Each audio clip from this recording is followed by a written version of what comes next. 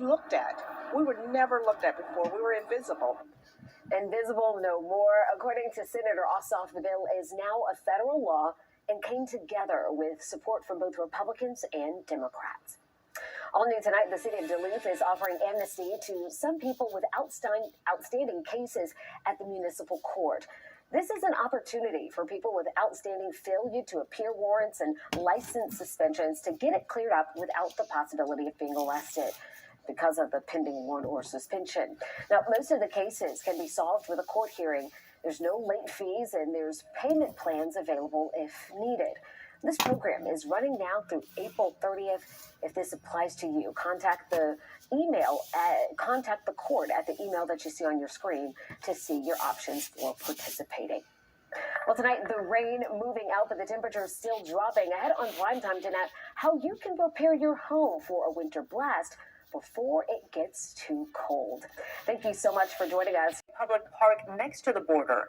NTD's Arian Pasdar has an immigration update.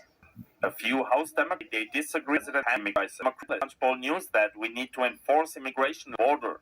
We need to start removing people. Mexico Democrat Gabe Vasquez says the administration has taken too long serious on border reform. And Democrat Forbes, he doesn't agree with how Biden's handled either.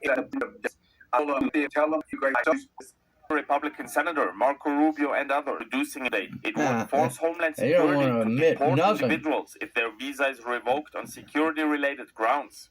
Rubio said in a statement that supporting terrorism disqualifies individuals from having a visa, and we should not allow these individuals to remain in our country based on the whims of this administration. Under current U.S. law, such individuals could stay in the country. Meanwhile, the Texas National Guard is taking over a public park in Eagle Pass. This video from Fox News shows the guardsmen barricading the location. Texas Governor Greg Abbott, commenting on the video, says, "We are making clear that Texas will be a tough place to cross." And lastly, New York City Mayor Eric Adams tells ABC he did the right thing when he closed a school to house illegal immigrants this week. He took the step due to extreme winter conditions, which Adams says could have been dangerous for immigrant kids. We did the right thing, and those parents who are stated that we can't inconvene someone for one day because of other children, that's not acceptable, and I'm not going to put children in harm's way. Arian Pasdar, NTD News. GOP candidates' final sprint to get votes in Iowa again derailed by a winter storm, and extreme temperatures are threatening voter turnout next Monday. NTD's White House correspondent Iris Tao has more from Des Moines, Iowa. Pretty much all the campaign events are canceled today in Iowa as the majority of the state is under a blizzard warning going from today into Saturday. We're expecting some 6 to 10 inches of snow and winds reaching some 40 miles per hour. Nikki Haley canceled all 3 of her in-person events today, changing them to a virtual format. Governor Ron DeSantis made it to one of his events this morning but canceled everything afterwards. Former President Trump's campaign also canceled a Kerry Lake event, but this is not even the worst yet. Temperatures are going to plunge starting tonight. On Monday, caucus day is going to be the coldest caucus day ever on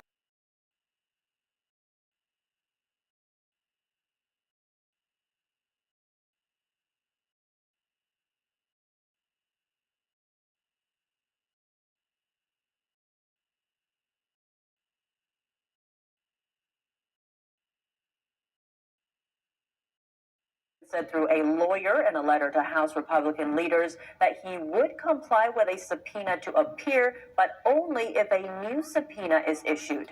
His lawyer, Ab Lowell, claimed that the original subpoenas issued in December were legally invalid because they came before the House approved an impeachment inquiry into President Biden. House Majority Leader Steve Scalise said today that the House would vote next week to hold Hunter in contempt of Congress. عمل داعش كليهم برندر خشكو دايكاني يزديهما كاريكا دور لهمو چمك ديمقراطي وموافقاني مرور وإنسانية أخبار بخير كإستعاية بطيبة لإيران خشكو بيابده شكي دقاري برابرا وحالانه كإدارة إيباما كيف خفت روش منذ وداعش اسكت تامبون كراقوتيني زقيديا بما مشكل بحر في ذنب وباوان رحمنا قدام سؤالان نزل باوان بستم بس أنا او بس نش پیشش کنم. They were literally auctioned in front of soldiers, and then the soldiers began to pay. زارو همه جیبه. که حمله زارو سیوان همه جیبه. وحشیگری توا عیاره زندگی جار جار لما فتنه کرد تعدایی که زوجیان می‌داشت. اما نه روزانه دست فروشی داشت.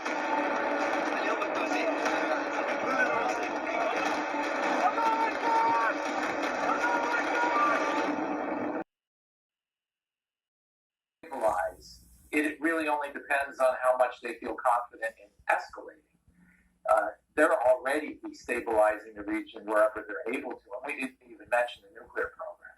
So it really, the Iranian accusation that will cause instability, I think it should be dismissed. The real question is, what do we do to convince them or to actually put them on the defensive so that they get scared and they back off?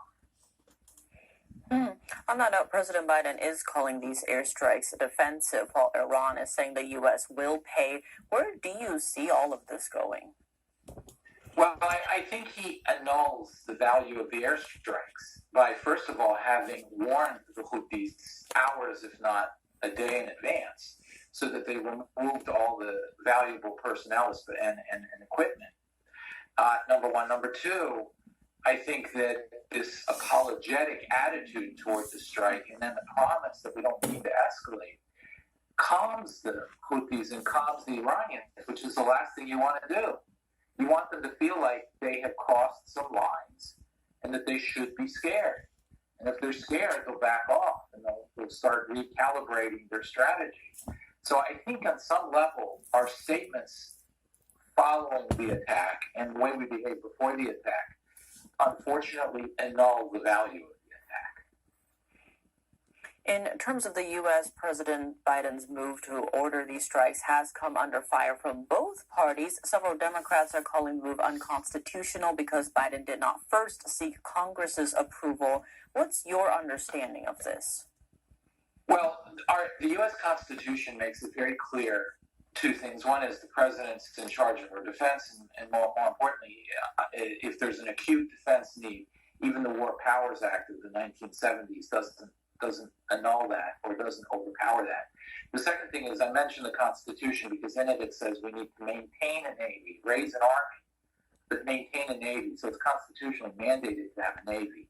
And the reason for that is because it was a core interest or core value of the United States is freedom of the seas, freedom of navigation.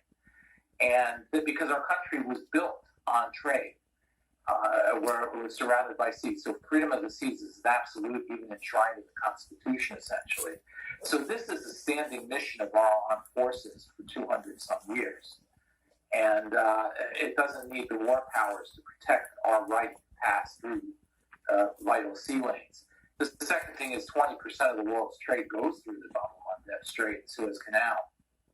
And this was shutting it down. It has shut it down. So this was a vital interest. So this was an act of self-defense, almost an acute act of self-defense that doesn't really require the War Powers Act. So was President Biden's call the right one in this case? I believe it was because we're not declaring war on Yemen. We are declaring that we are trying to keep the straits open. As long as it's that, then I think he's within the constitutional rights to do this. If he expands the war and makes it an ongoing campaign against Yemen, then it gets into a more dicey territory. David Wormser, thank you so much for your time. Thank you. Candidate is saying Taiwan is a country, that is a act of separatism, and that because of that they're pushing up the alternate option, the KMT, and maybe even the TPP, the third party. I was also recently in South Korea and did a special feature on the CCP's Hidden Hand. That special feature is free for everybody to watch. That was my, again, investigative feature from South Korea. I'm working on some more stuff. That is right now for everybody on Epic TV. You do not need to be a subscriber to watch the special feature on the CCP's Hidden Hand. Let me show you the trailer of that, then we'll jump over. The Chinese Communist Party uses bribery, blackmail, economic threats, and outright subversion to quietly seize control of other nations. While the CCP threatens to invade Taiwan using military force, well, the communist regime is already invading other nations, only it's not being done with troops and bombs. Instead, it's being done with non-military tactics. And South Korea has been an active target of the Chinese Communist Party in this lesser-known form of war.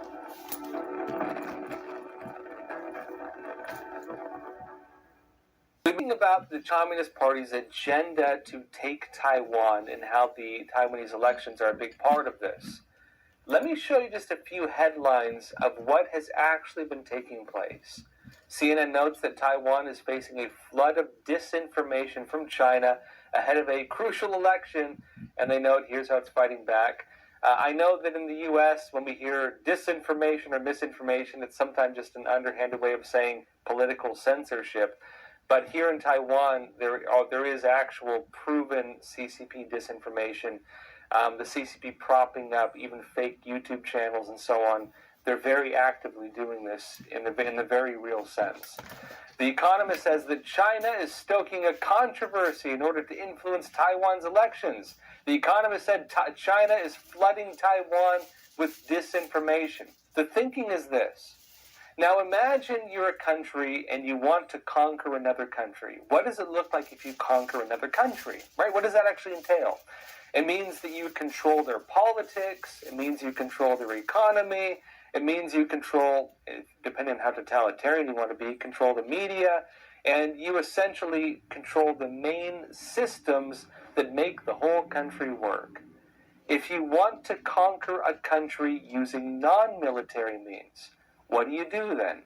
You find ways to gain control over the politicians, you find ways to gain control over the unions, you find ways to gain control over the academics and influencers, the journalists, and you find ways to gain control over the businesses. If you do that, you control politics, you control the economy, and you control the civil society. That's all for tonight. Thank you for being here, and as always, please take care of yourselves, stay informed, stay free. Tackle the spike in the use of nitazines.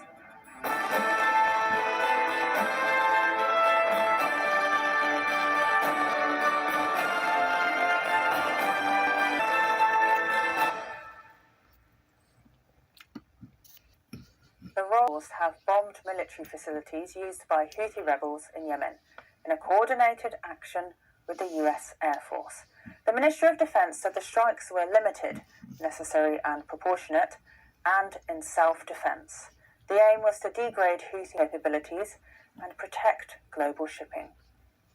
UK and US forces have bombed military facilities used by the Houthi rebels in Yemen. The Ministry of Defense said 4 Royal Air Force Typhoon fighters struck 2 Houthi facilities involved in their targeting of HMS Diamond and US Navy vessels on Tuesday. Armed forces had no plan. Last night's fortunate series sent of warships to defend shipping and Red Sea blockade. The strikes on Thursday night were the first to be launched against the Houthi militants started targeting international key trade routes. It at sites in AS operate from Australia, Bahrain, Canada and the Netherlands. He played down concerns about the danger of escalation after criticism from Russia, which requested an emergency meeting of the UN Security Council on the strikes. Clearly there is nervousness amongst those partners in the region that there could be some sort of escalation. Confidence, limited, proportionate, necessary strikes that went in last night were what was necessary to disrupt the Houthis' ability to attack our warships that are protecting shipping in the southern Red Sea. Labour leader Sir Keir Starmer expressed support for the action, but called for the Prime Minister to make a statement to Parliament at the first opportunity. The head was fighter in the strikes and 6 were wounded. The spokesperson said the attacks would not go without retaliation, and the group will continue to target ships headed for Israel. The Iran-backed force claimed their attacks on Israel-linked shipping in the Red Sea were in response to the country's bombardment of Gaza since Hamas's assault on Israel in October. Nitazines are powerful synthetic opioids recently linked to dozens of deaths in the UK. They are being increasingly found in black market pharmaceutical drugs, as well as being cut into illegal drug supplies. In the following special report, NTD's Malcolm Hudson brings us a closer look at what they are and the dangers they pose. Nitazines are a group of synthetic opioids hundreds of times stronger than heroin. They've been increasingly found cut into black market drug supplies. Recently, I spoke to a senior fellow at the Cato Institute, Jeffrey Singer, who explained they were originally tested as a painkiller. Back in the 1950s, the Swiss pharmaceutical company Ciba created a nitazene with the hopes of bringing a new painkiller to the market, but it was never approved and they never brought it to market, and it sort of faded from a lot of people's consciousness. Nitazene wasn't approved because of the dangerous effect on respiration. In recent years, they've resurfaced and become popularized in the black market. They are similar to fentanyl, but far stronger. Side effects can include slow breathing, respiratory failure, skin turning blue or grey, and death. Singer said their chemical makeup makes them far more deadly. Based on its chemical makeup, there are literally too many to count variations on the nitazene you could make. So you can make so many different variations. And since they've never been brought to the market, we don't know. They've never been subjected to clinical trials. Some of these nitazenes may be many times more potent than fentanyl. Fentanyl can kill an adult if only 2 milligrams are consumed. That's less than the weight of a small mosquito. But the nitazene variation, isotretinoin, can be fatal if an even smaller amount comes in contact with skin or is inhaled. Some variations can be 10 to 20 times stronger than fentanyl and hundreds of times stronger than heroin. Singer said nitazines are showing up in toxicology reports across Europe and North America. It's starting to appear much more frequently now in the UK. Seems to also be adulterating black market benzodiazepines like Xanax that some people like to buy on a black market. Other reports show nitazines have been found in methamphetamine, heroin, cocaine, and ketamine. In a drug bust towards the end of last year, the Met Police recovered around 150,000 tablets of nitazines. Malcolm Hudson, NTD News. And to learn more about the spread of nitazines in the UK, NTD's Malcolm Hudson spoke to the coordinator of the Ireland Drug Watch, Michael Lynott. Hi Michael, so the nitazene drug family is a growing problem in the UK, with the Metropolitan Police having seized 150,000 nitazene tablets in a drug bust towards the end of last year. How much is it being used in the UK? At the moment, there doesn't appear to be much of it. I mean, there are always the odd people who buy things on the internet that they're kind of interested in, but generally speaking, there isn't a market for nitazines in the what this concerns has been to streaming to other drugs that are commonly used by this aging cohort of heroin and crackers that are benzodiazepines. Are they imported? I mean, the drugs that have never been issued commercially, they were rather like the legal high situation we had, 10 or so years ago. These were kind of patterns that were never developed commercially because they were considered too dangerous. They're synthetic opioids. The information that we have is that they're being produced in China. The reasons why nitazines have come about is largely to do with Chinese legislation rather than UK legislation, in that because of the huge amount of deaths with fentanyl in the United States, that Chinese legislation now has clamped down on that. So as an alternative that's not covered by Chinese legislation, we're getting a reduction of all these nitazines, which are imported into the UK. Usually, people buying them online. And how are they affecting people? They're entering the black market drug supply, and people, as I understand it, aren't often purposefully seeking them out. So how are they affecting people? Well, nitazines are far more potent, even than fentanyl. So they're far more potent than heroin. So they're active at tiny little doses. The kind of issue that we're finding is that in the UK at the moment, there are kind of sporadic out.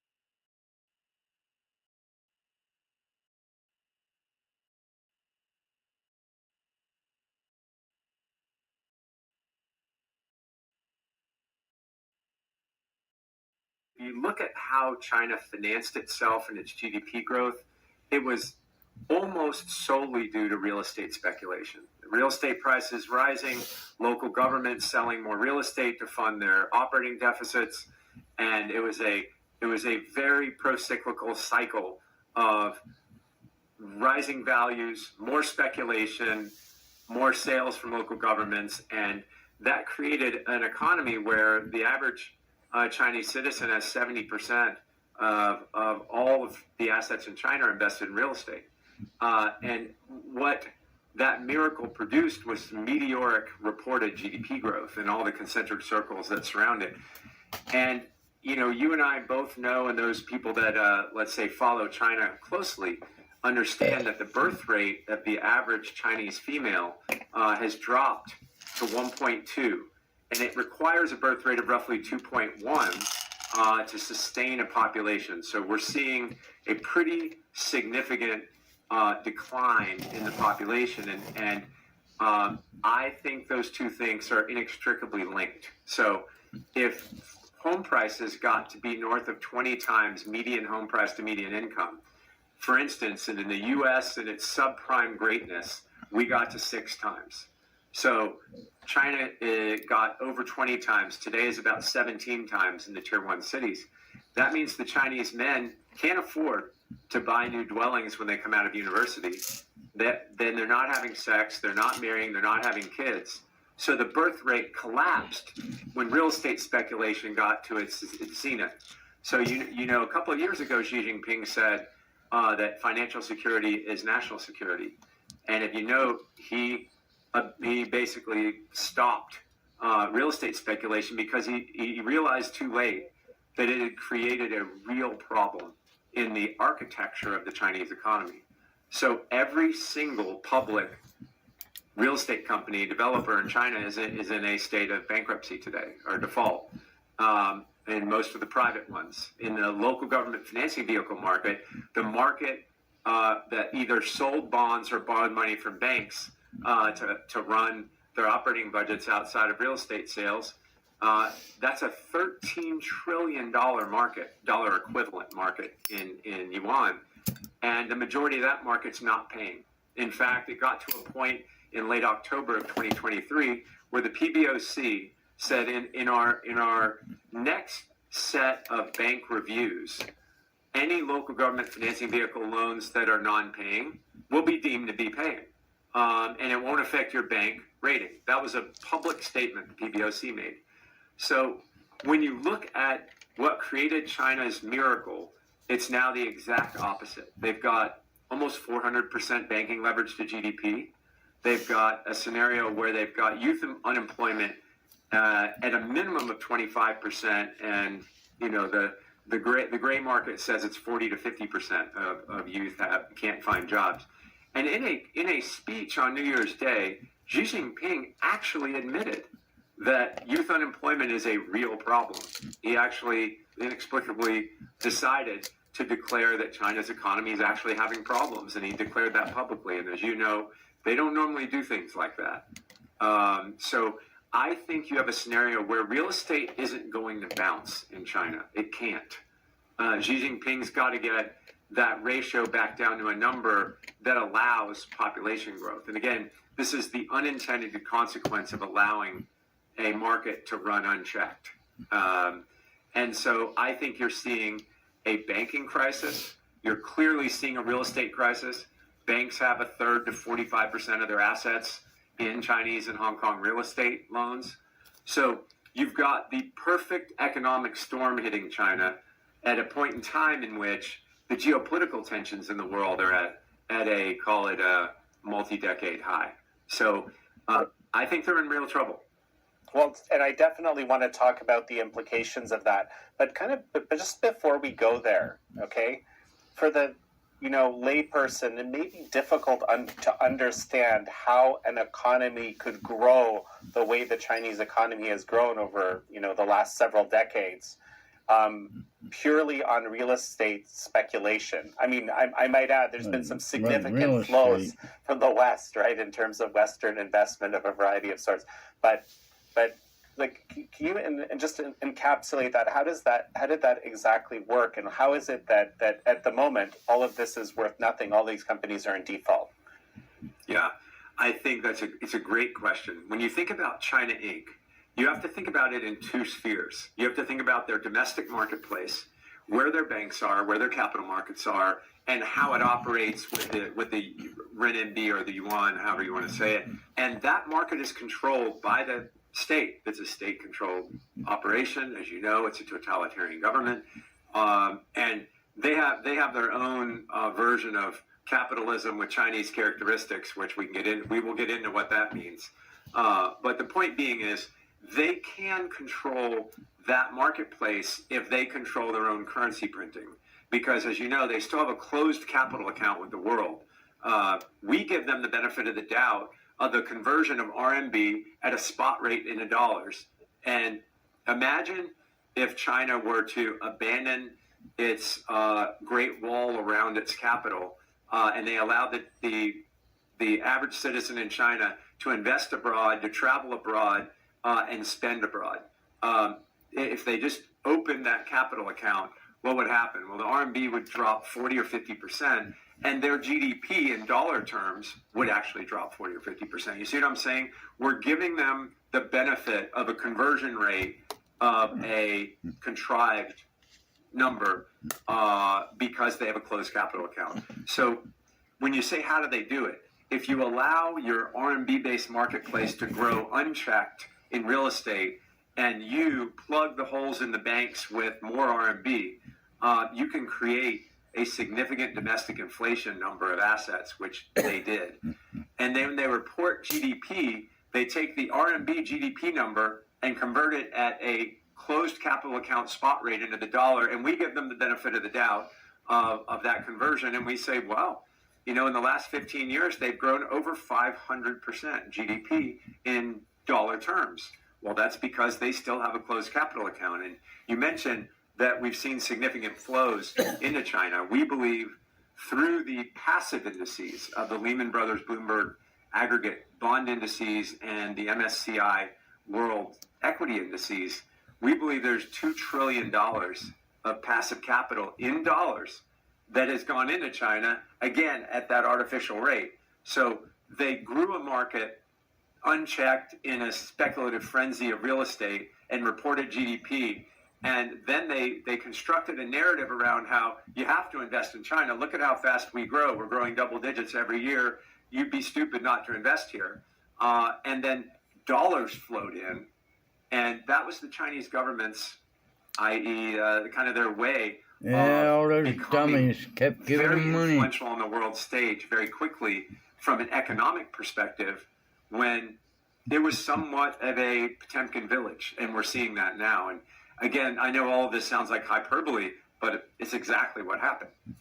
Well, one of the things we can talk about is, what do those returns of those, $2 trillion through the passive indices? I mean, that's just the passive indices, right? What does that look like? I mean, that is a 505% growth. But the passive money is still flowing. Net, we actually saw an exodus of capital in the fourth quarter of last year. And I don't know what it is so far this year. We're only about 8 days in. But that is pretty spectacular, and a spectacular reversal to see a net capital outflow.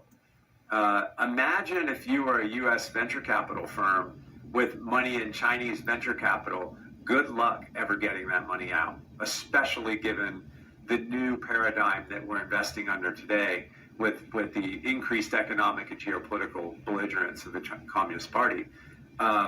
So I think the losses will change those capital flows forever. But I do think that this requires leadership, Jan, right? This is, again, I jokingly say at our firm that if U.S. national security was left in Europe, they just desperately wanted a peace deal. Well, we all want peace, and yet appeasing dictators has never worked, and it's not going to work now, and that's where we are. So I guess this is a long way of saying conflict will continue to increase. The gap between the wealthy and the poor continues to widen because of inflation. It's an insidious thing that disproportionately affects the poor and the middle class, and that creates friction and conflict. And all that's going to do is fuel the geopolitical fire that was already smoldering. Well, Kyle Bass, it's such a pleasure to have had you on. Glad to be here, Jan. It's a pleasure to see you.